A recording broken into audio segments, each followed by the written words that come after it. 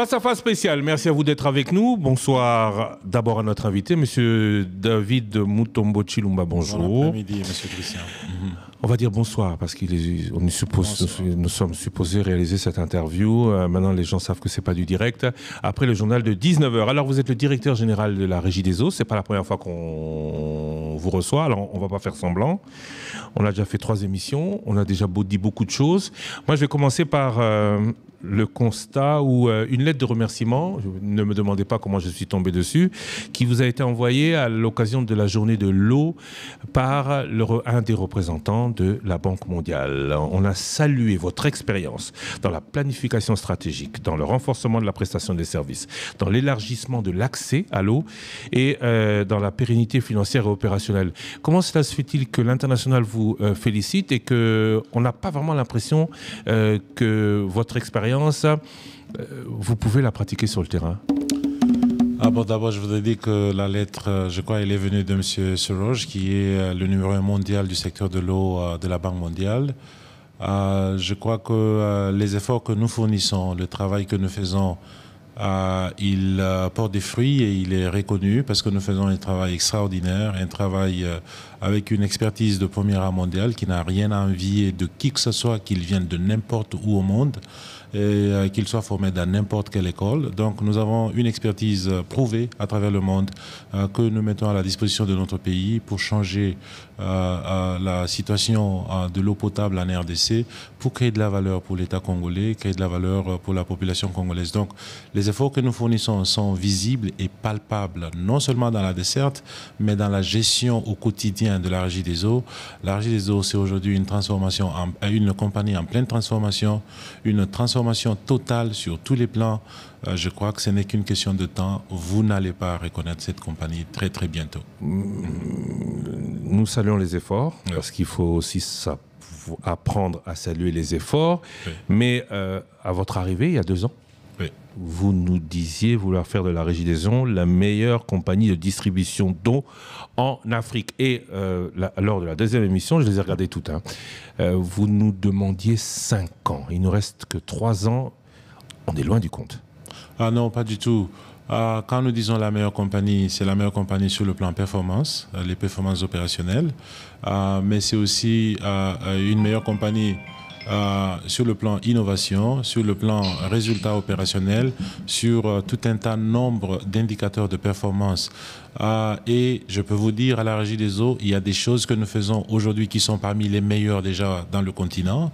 Et dans la sous-région, il n'y a peut-être pas de compagnies qui peuvent atteindre le niveau que nous avons atteint sur le plan gouvernance, sur le plan gestion, sur le plan digital, etc.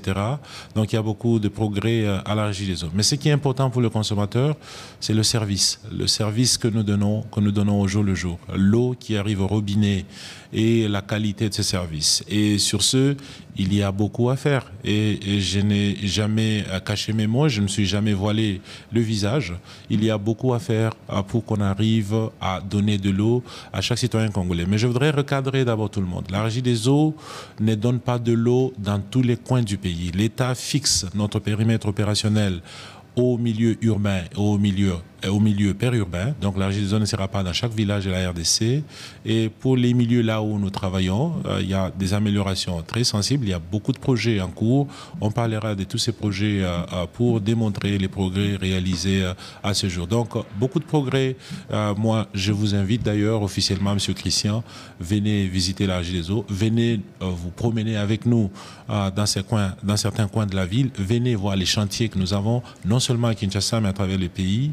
Nous allons en parler tout de suite, vous verrez les changements. Dans certains coins des villes. Alors, le positif, la dernière fois qu'on vous receviez, vous parliez d'une amélioration de la desserte à 70% en termes de qualité de service, mais seulement toujours 30% de la population qui a accès à cette eau potable. Alors, on va essayer de partir compartiment par compartiment en termes d'effectivité ou d'amélioration dans le service. Est-ce qu'il y a plus de personnes aujourd'hui, depuis les 2 ans que vous êtes là, qui ont accès à cette eau potable? Bon, très bien. D'abord, je voudrais dire que le taux de desserte en RDC, il est au-delà de 30%. Nous avoisinons les 40%. En milieu urbain, c'est encore un peu meilleur. Et rappelez-vous, la Régie des eaux s'occupe du milieu urbain et non des milieux ruraux par la loi. Donc on ne peut parler que de milieux urbains. Est-ce qu'il y a eu progression de ce côté-là? Dans les milieux urbains, il y a beaucoup de progrès. Il y a beaucoup de progrès à Kinshasa, il y a beaucoup de progrès à Mbujimaï. Il y aura très bientôt des très grands progrès à Kananga. Nous venons de faire des efforts extraordinaires à Inongo où l'eau n'a pas coulé depuis 24 ans. C'est la même chose que nous avons fait dans beaucoup d'autres coins du pays où nous avons récupéré les centres qui ont arrêté les opérations depuis 20 ans, depuis 18 ans. C'est aujourd'hui que les gens revoient de l'eau. Je peux vous les citer un à un si vous voulez. S'il vous plaît. J'ai parlé de Inongo, j'ai parlé de Kamina, ma ville natale où l'eau n'a pas coulé depuis plus de 7 ans. Elle coule aujourd'hui? Aujourd'hui, l'eau coule. Allez à Kanyama, l'eau coule aujourd'hui. Je peux d'ailleurs regarder dans mon carnet, vous en donner. Ce serait intéressant parce qu'il y a 26 provinces, vous n'en avez cité que 4 ou 5. Non. Vous parlez de milieu urbain et périurbain, et ce serait donc toutes les villes qui devraient être alimentées par la Régie des eaux. Je sais que vous Christian, avez ça m'étonnerait ça m'étonnerait si vous aurez agi autrement. Vous faites ce que les journalistes font, vous ne me donnez pas le temps de déterminer la liste que j'ai. Donc je vais vous dire, on a remis de l'eau à Inongo depuis plus de 23 ans, l'eau n'a jamais coulé. On a remis de l'eau à Kongolo depuis plus de 10 ans, l'eau n'avait jamais coulé à Kongolo. On a remis de l'eau à Kamina depuis plus de 8 ans, l'eau n'avait jamais coulé à Kamina. J'ai remis de l'eau à Kassongo dans le Maniema. Depuis 20 ans, l'eau n'a jamais coulé à Kassongo. On a remis de l'eau à Punya. Peut-être vous ne savez même pas là où Punya se trouve. Depuis plus de 20 ans, l'eau n'avait jamais coulé. À Irumu, on a remis de l'eau. L'eau n'avait jamais coulé depuis 15 ans. Je peux continuer. À Kanyama, l'eau n'a pas coulé depuis plus de 15 ans. Aujourd'hui, nous sommes en train d'aller sur la même volée pour Dimbelenge, pour Boende, pour Luebo, pour Mutombodibwe, pour Opala, pour Aketi. Monsieur Christian, je peux vous dire qu'on a fait beaucoup de choses dans très peu de temps, les choses qui n'ont pas été faites ici depuis plus de 2 décennies. Merci. On commençait à parler de Kinshasa. Alors, à Kinshasa. Merci d'avoir étendu à la République démocratique du Congo. On ne va pas rester focalisé sur Kinshasa, mais on aurait pu parler de Kinshasa, de Lubumbashi, de Goma, des principales villes. Est-ce que le service de la Régie des eaux, là-bas, il est meilleur? À Kinshasa, le service de la Régie des eaux s'est beaucoup amélioré. Demandez à tout le monde qui est à l'ouest de la ville, c'est extraordinaire, les améliorations que nous avons faites à l'ouest de la ville. Je voudrais d'abord dire aux Kinois qu'avant la fin de cette année, au mois d'octobre, au mois de novembre 2025, le module 3 de l'usine d'Ozone sera totalement terminé.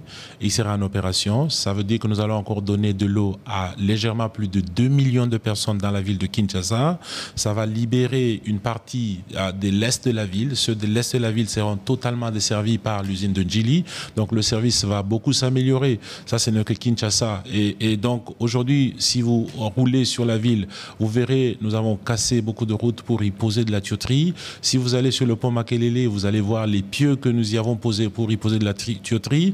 Vous allez à Djelombiza, il y a un nouveau réservoir qui est presque déjà fini. À Bumbu, un nouveau réservoir, plus de 20 000 mètres cubes qui est déjà fini. J'étais à Kisenso la semaine dernière, un nouveau réservoir qui est déjà fini. À Kisenso, une nouvelle station de boostage qui est presque déjà finie. C'est des centaines de kilomètres de tuyaux que nous posons à Kinshasa pour permettre aux Kinois d'avoir de l'eau. Et je voudrais vous dire que nous avons, depuis l'année passée, tourné toute la ville de Kinshasa, les 24 communes, pour parler aux Kinoises et aux Kinois, pour écouter leurs problèmes, surtout les problèmes liés à l'eau, pour qu'on leur explique aussi les difficultés que nous avons.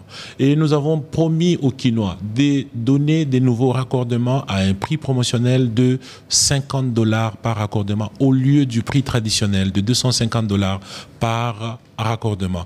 Donc sur les 50 000, aujourd'hui, toutes les applications se font en ligne, bien sûr. Nous, c'est le digital à la Régie des eaux. Nous avons déjà plus de 5 600 demandes de raccordement que nous sommes en train de desservir aujourd'hui. Il nous reste encore plus de 40 000 raccordements à donner. Nous demandons aux Kinois, pardon, je voulais dire, il nous reste encore plus de 30 000 à Kinshasa. À Kinshasa. Sur une population de 12 millions, ça fait un peu petit. Hein. Non, mais attendez, Christian, on ne donne qu'en fonction du volume qu'on a. Et puis, quand on dit 50 000, ça ne veut pas dire une personne. Une parcelle, c'est plusieurs familles. Je voudrais que vous puissiez tenir compte de cela. Une parcelle, aujourd'hui à Kinshasa, c'est 3-4 familles. 50 000, ça veut dire qu'on a donné de l'eau à plus de 700 000 personnes dans ce programme. Mais tout le monde qui va demander un raccordement au-delà de ce programme aura son raccordement, parce que, comme je le dis, avec le module d'Ozone, j'ai de l'eau pour 2 millions de personnes supplémentaires dans la ville de Kinshasa. Toujours à Kinshasa, nous avons initié 3 grands nouveaux projets. Un nouveau projet à l'usine de Lukunga pour y ajouter 50 000 mètres cubes d'eau additionnels et réhabiliter totalement tout ce qui existe, et y compris y mettre un nouveau captage sur le fleuve au lieu du captage sur la rivière Lukunga parce qu'elle est petite et elle est sujette à beaucoup des perturbations. À Maluku, avec l'aide de la Banque mondiale, aujourd'hui, nous travaillons sur ce que nous appelons Kinshasa Amont et Kinshasa Aval, Maluku et Lutendele. Près de 500 000 mètres cubes d'eau additionnels à mettre dans la ville par jour pour résoudre en fait le problème de la desserte en eau potable à Kinshasa une fois pour toutes. Donc avec ces problèmes, avec ces projets, je voulais dire, on aura de l'eau pour tout Kinois dans toutes les communes. Pour les 12 millions de Kinois. Légèrement plus, nous faisons les calculs sur plus. Nous, on ne planifie pas pour la population d'aujourd'hui, on planifie pour la population de 2050. Voilà un peu ce que je voulais dire pour Kinshasa.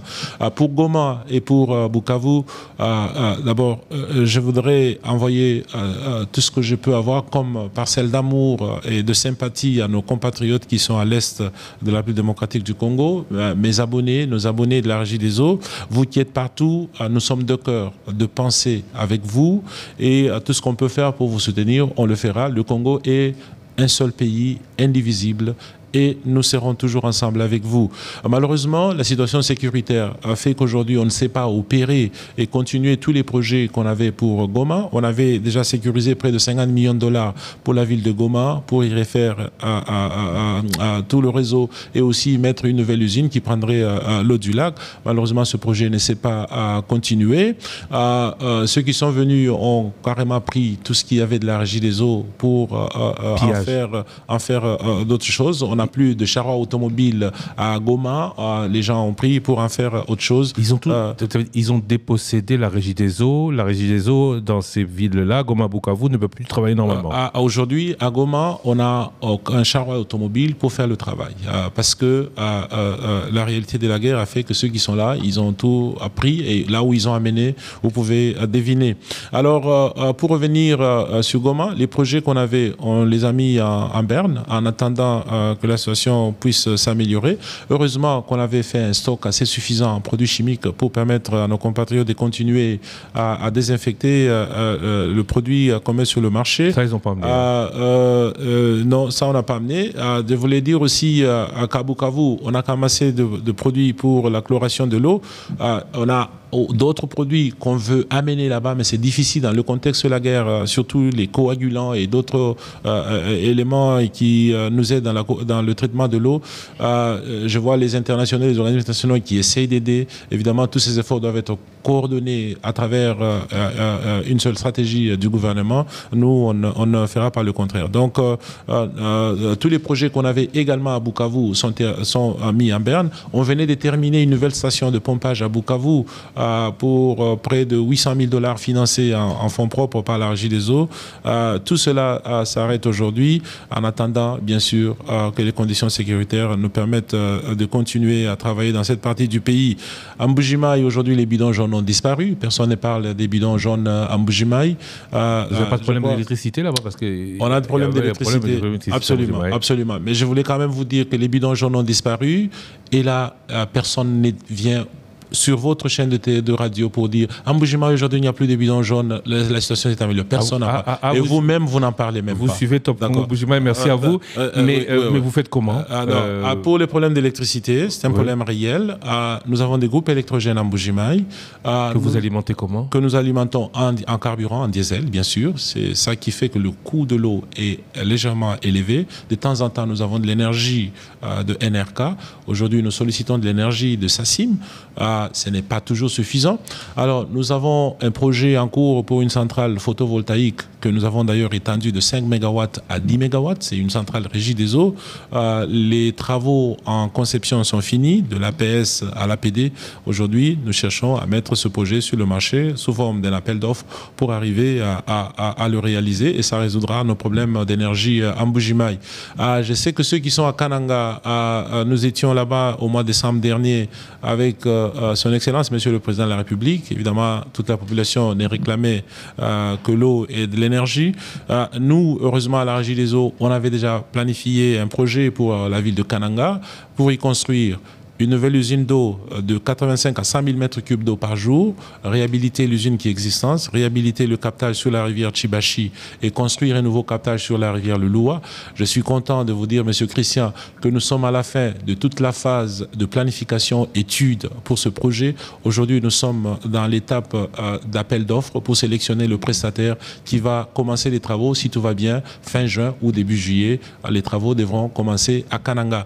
À Kananga également, nous y avons ajouté un petit projet d'une petite centrale hydroélectrique dédiée à la Régie des eaux. Comme vous le savez, les problèmes d'énergie sont compliqués. Malheureusement, on n'a pas encore le financement pour cette centrale. Les études sont terminées. Nous avons un prestataire qui est prêt. Nous sommes en tractation pour arriver à financer la centrale. Mais je crois qu'on est sur la bonne voie. En principe, fin juin, début juillet, les travaux vont commencer. Pour la nouvelle usine d'eau, pour la réhabilitation, nous faisons plus de 400 km de tuyaux à Kananga. Nous mettons un réservoir dans chaque commune. Nous construisons une nouvelle usine. Nous réhabilitons ce qui existe. Et les problèmes d'eau seront résolus pour la ville de Kananga, du moins jusqu'à l'échelle 2040-2050. Je vais continuer la même chose. Au Katanga, à Lubumbashi. On a compris, vous nous avez cité, vous avez cité beaucoup de villes, mais si on va dans toute cette démonstration, l'émission sera terminée, on n'aura pas très bien parlé, on n'aura parlé que de ce que vous aurez voulu donner en bien, mais pas forcément le mauvais. Dans toutes les villes que vous avez citées, à part Opala qui est dans la province orientale, pas beaucoup de villes du Grand Équateur? Mais bien sûr, à l'Équateur, d'ailleurs, ce premier trimestre 2025 et le deuxième trimestre 2025, notre priorité à la Régie des eaux, c'est la grande province de l'Équateur. Et nous avons des projets pour réhabiliter tout ce qui est Mbandaka. Donc, on réhabilite l'usine existante de Mbandaka et on refait tout le système en Mbandaka, un projet en cours à la Régie des eaux. À Guadolité, nous avons un problème d'énergie à cause de la centrale qui ne fonctionne pas aujourd'hui. Nous sommes rentrés à un système thermique, nous envoyons de l'argent, du carburant pour permettre à Guadolité d'avoir de l'eau. Donc, voilà un peu Guadolité. Mais nous avons aussi Libengue qu'on va réhabiliter, Boende qu'on va réhabiliter en 2025 sous financement de la Régie des eaux. C'est pareil aussi pour l'Issala. Donc il y a tout un programme qui est prévu pour la grande province Équateur pour 2025, premier trimestre, deuxième trimestre jusqu'au troisième trimestre 2025. Voilà un peu ce que je peux dire pour l'Équateur. On a envie de vous applaudir, mais on n'ira pas jusque-là, de par déjà notre fonction, mais aussi de par toutes les interrogations que toutes ces belles réalisations suscitent. La Régie des eaux qui investit autant, investit comment? Connaissant vos difficultés avec 1,25 $ le mètre cube de production de l'eau, 600 francs congolais à la vente, vous produisez à perte. Vous financez tout ça comment? Non, merci. La question, elle vaut son pesant d'or. Les grands projets à la Régie des eaux sont financés par des accords de financement avec les bailleurs de fonds ou les partenaires au développement. Ce que nous avons fait en Bujimaï, c'est financé par la KfW à travers le BMZ, le ministère des Affaires étrangères du gouvernement allemand, mais aussi l'intervention de la Banque africaine de développement. Ce n'est pas de l'argent qu'on donne à la Régie des eaux. C'est la Régie des eaux qui développe les projets, qui sélectionne les prestataires, qui dit ce qu'il faut faire, qui sélectionne le matériel et ces institutions payent directement le prestataire sélectionné. D'accord ? Tout ce que nous faisons à Kinshasa, c'est également les accords avec la Banque mondiale et pour ça, nous voulons dire merci au gouvernement qui accepte de signer ces accords. Une partie peut être un don, mais une grande partie, c'est aussi l'engagement du gouvernement pour aider à résoudre les problèmes d'eau en RDC. C'est ça qui va se passer exactement à Kananga. C'est la même chose. Ce qu'on voulait faire à Goma, c'est la même chose. Dans le Sud Kivu, c'était un partenariat avec l'AFD. Mais nous, à la Régie des eaux, nous fournissons aussi des efforts pour que le peu de ressources que nous avons, pour que nous puissions être redevables pour chaque franc congolais que nous avons. Mais bien que nous vendons de l'eau à perte de manière générale, nous nous sommes battus pour réduire le coût d'exploitation au maximum. Parce que quand vous ne faites pas assez, vous coupez les coûts pour essayer d'atteindre un certain équilibre. C'était déjà le sujet de l'émission précédente, mais excusez-moi d'insister sur ce point. On prend crédit pour installer, des infrastructures qui pourraient ne pas être pérennes. Est-ce que c'est pas dangereux? Parce que pouvoir donner de l'eau un jour, c'est bien, mais l'idéal serait de pouvoir donner de l'eau toujours. Vous allez continuer à vendre à perte et donc, à terme, ne plus être en mesure de faire tourner les usines et la production, faute de financement? Vous prenez ce risque? Non. D'abord, je voudrais juste mettre un peu de bémol dans la pensée.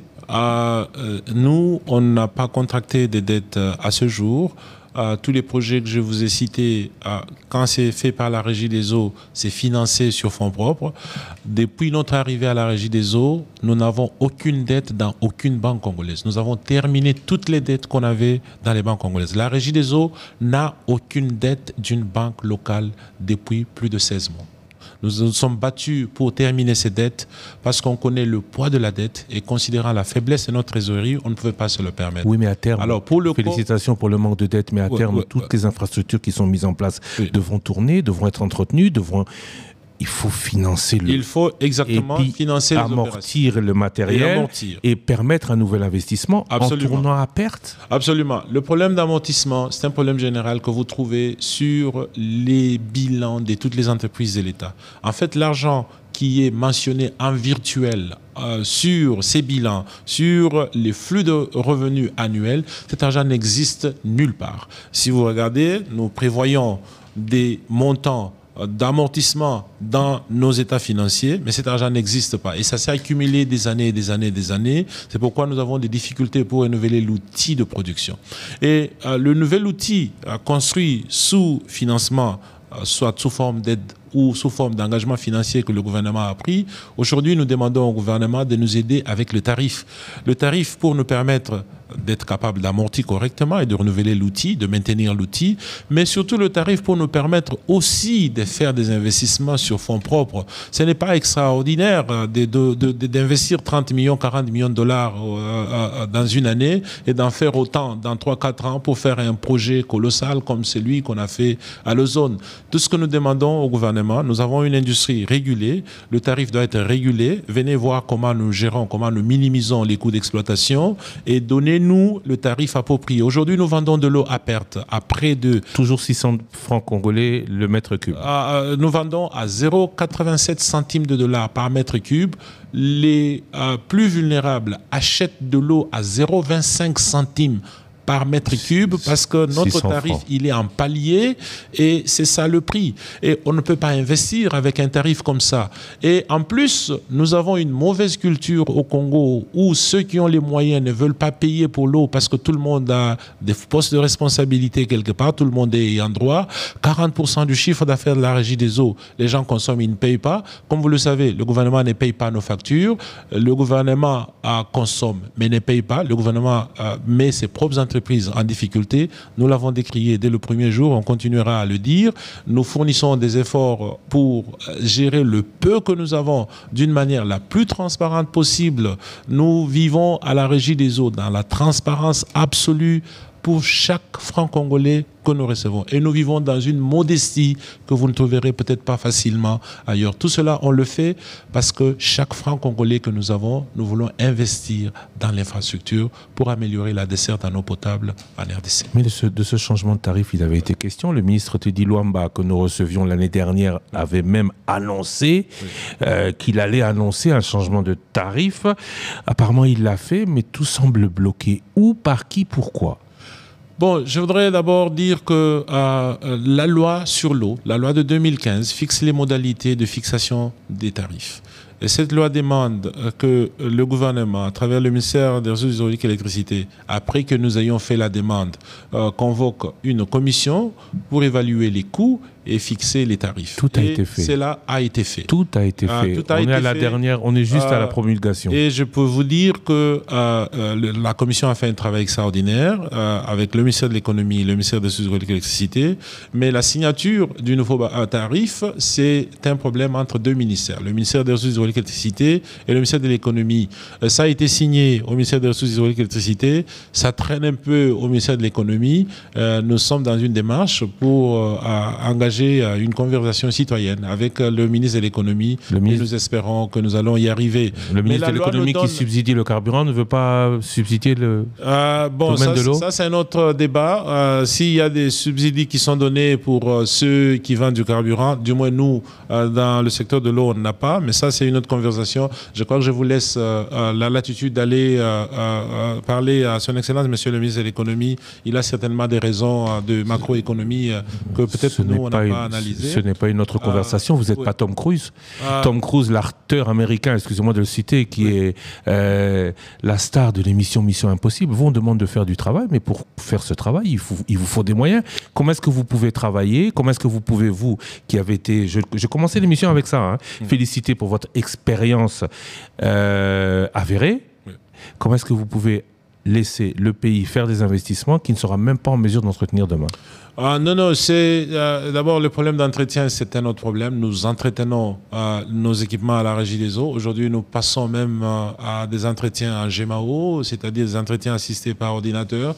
Donc, l'entretien s'est fait parce que s'il n'y a pas d'entretien... Pour le moment, mais avec le nouveau matériel, avec les nouvelles infrastructures... La Régie des eaux a existé depuis 1939, elle n'a pas disparu. Mais elle tournait, vous le condamnez de la manière à laquelle elle tournait, vous avez changé les choses depuis 2 ans. Non, je suis d'accord avec vous. Il y a beaucoup de changements et il faut des moyens pour faire une maintenance correcte. On revient aux moyens. Aujourd'hui, la question des moyens, on l'a posée depuis que nous sommes à la Régie des eaux. En fait, notre politique dans le secteur de l'eau doit être totalement révisée, à mon avis, parce que les problèmes sont très complexes. Les problèmes sont aussi liés à la démographie. Comme je vous ai toujours dit, si je donne de l'eau à 2 millions de personnes dans une année, le taux de desserte a baissé parce que dans la même année, j'ai ajouté 4 millions de Congolais.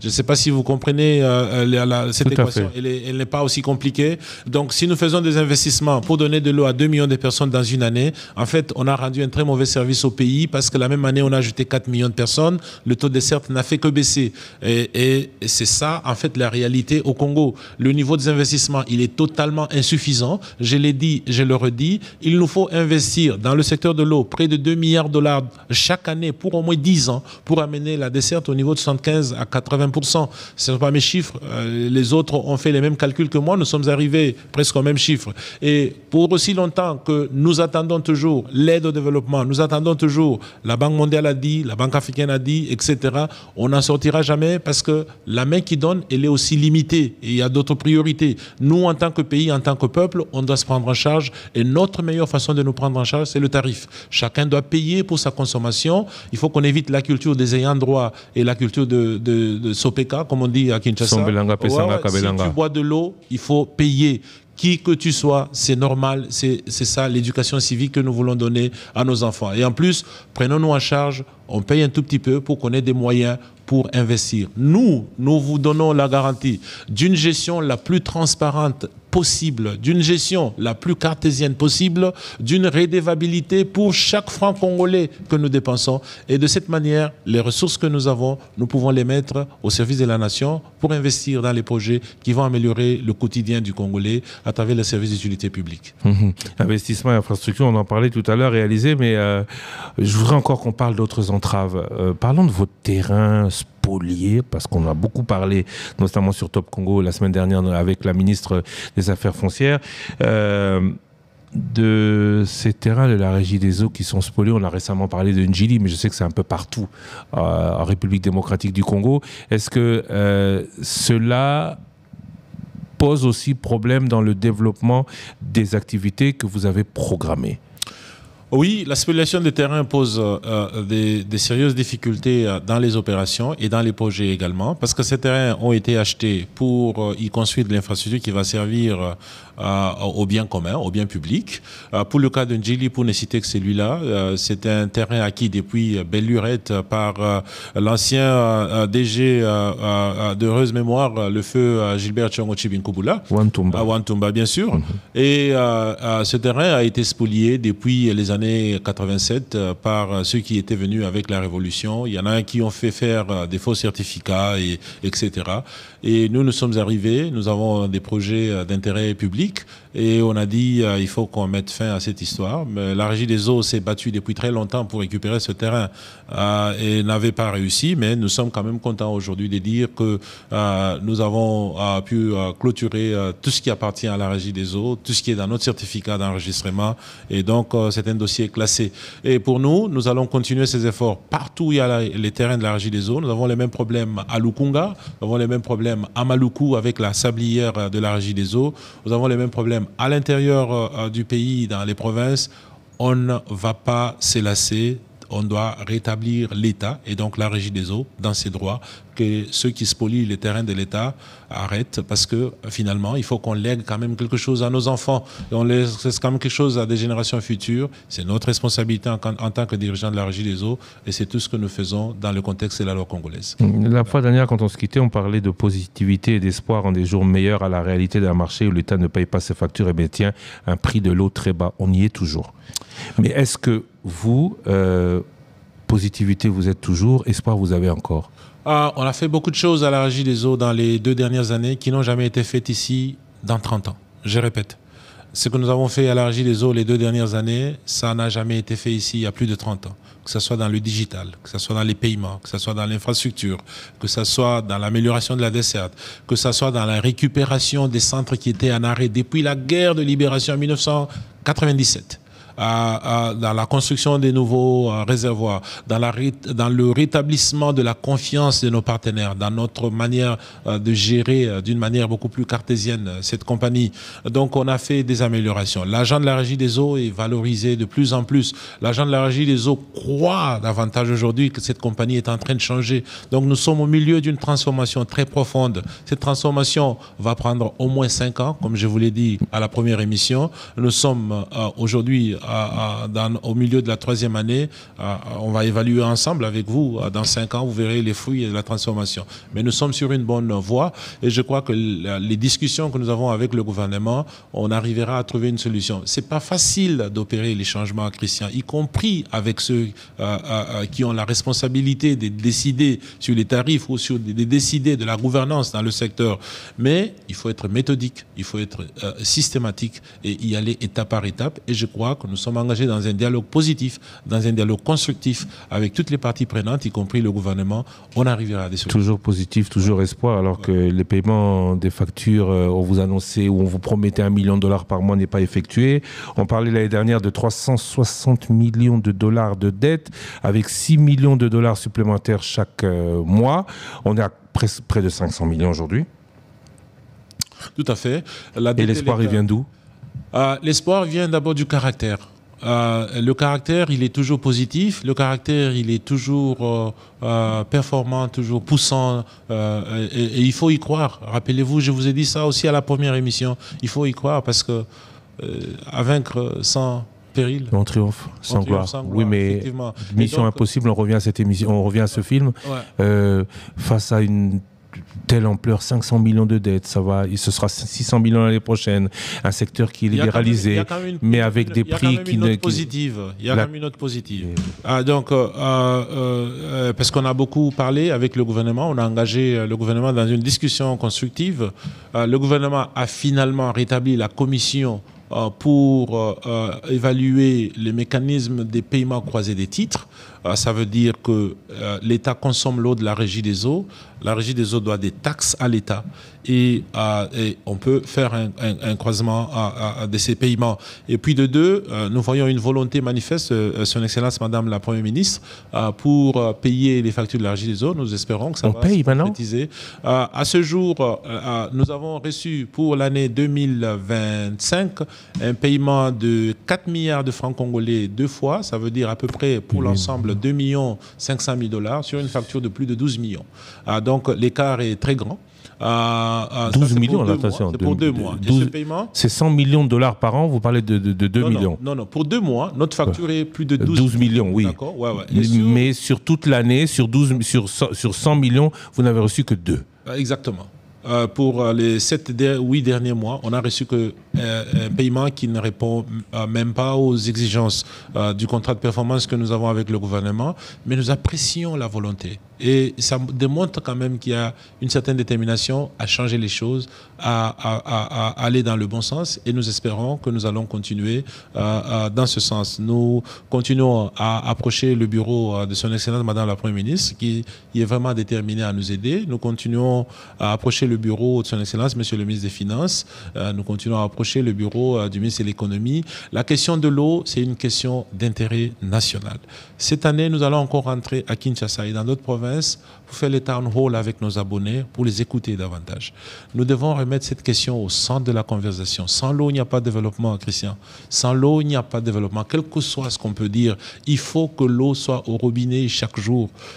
Et nous, à la Régie des eaux, on est déterminés à changer les choses et je crois que nous y arriverons. Vous prêchez à convertir, mais pour que, excusez-moi du jeu de mots, la Régie des eaux ne prenne pas l'eau, vous avez dit qu'il fallait améliorer les recettes. Vous avez mis en place un paiement en ligne, félicitations, digitalisation parfaite, oui, diront certains. Aujourd'hui, vous savez nous dire, nous donner un chiffre d'affaires de la Régie des eaux, en augmentation, en baisse? Absolument non, le chiffre d'affaires, il s'améliore. Je peux vous dire, à Kinshasa, nous avons doublé le chiffre d'affaires à Kinshasa. Nous sommes passés de 8 milliards de francs congolais à plus de 15 milliards de francs congolais dans 2 ans. Chiffre d'affaires mensuel, annuel? Mensuel. 15 milliards de francs congolais. Ouais. Ça fait combien excusez-moi de le dire comme ça, mais ça fait à peu près 5 millions de dollars. Je parle du... exactement, ça ne fait que 5 millions de dollars, exactement, du cash.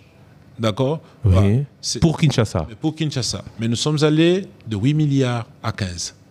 C'est quand même extraordinaire dans 2 ans. Rien qu'à la digitalisation. Non, tout n'est pas le résultat de la digitalisation. La digitalisation, elle nous aide, bien sûr, mais c'est le fruit des efforts conjugués, des efforts combinés de tout ce que nous avons amené comme nouvelle dynamique de changement, nouvelle dynamique de gestion. Mais bien sûr aussi l'apport du nouveau volume que nous mettons sur le réseau, l'apport de tous les efforts de gestion que nous avons. C'est quand même extraordinaire. 15 milliards de dollars pour combien de... Allez, maintenant, c'est là que ça va jouer. 15 milliards de francs congolais, ça peut paraître énorme, mais... coût de production? Non, notre coût de production, comme je vous ai toujours dit, nous vendons de l'eau à perte. Ça veut dire que nous vendons à un prix qui ne rémunère pas le travail que nous faisons. Nous vendons moins que le coût de revient. Notre coût de revient, nous l'avions trouvé à 1,15 $. Aujourd'hui, nous l'avons réduit à près de 1,10 $, 1,11 $. Nous continuons à fournir des efforts pour le diminuer. Est-ce que vous dépensez toujours plus d'argent que ce que vous recevez?